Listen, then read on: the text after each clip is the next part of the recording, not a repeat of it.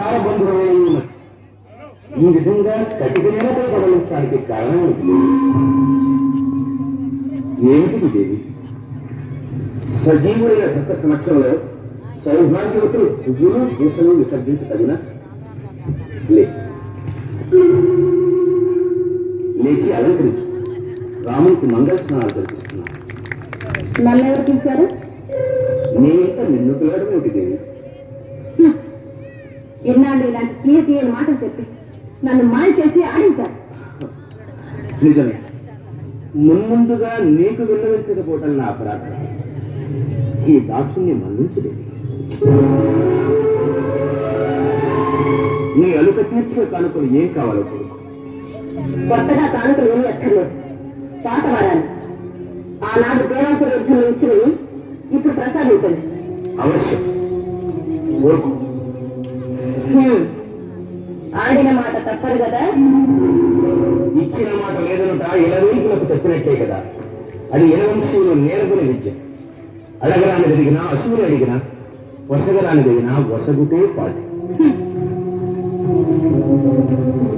అలనాడు విశ్వామిత్రులంట రాముని పంపు వేళ మాట తప్పడానికి సిద్ధపడ్డారే.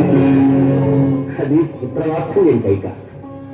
సరే, ఏ రామునిపై మమకారంతో ఆనాడు అసత్య దోషానికి కూడా సిద్ధపడ్డాను, ఆ రామునిపై ప్రమాణం చేసి ఇప్పుడు వాగ్దానం చేస్తున్నాను. కోరుకోని వరాలు. ఓ పంచభూతములారా, అష్టదిక్పాలకులారా, ఇందుకు మీరే కాదు. రేపటికి మీరు నిర్ణయించిన ముహూర్తాన్ని రామునికి మారుగా భరతునికి పట్టాభిషేకం జరగాలి.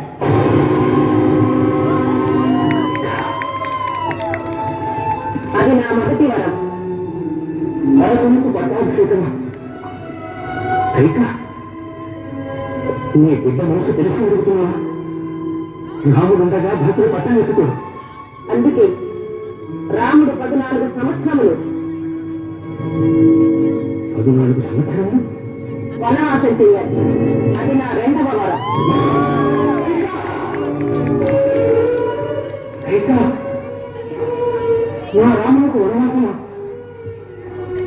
ఉన్నది నేనేనా? ఉన్నది నేనేనా?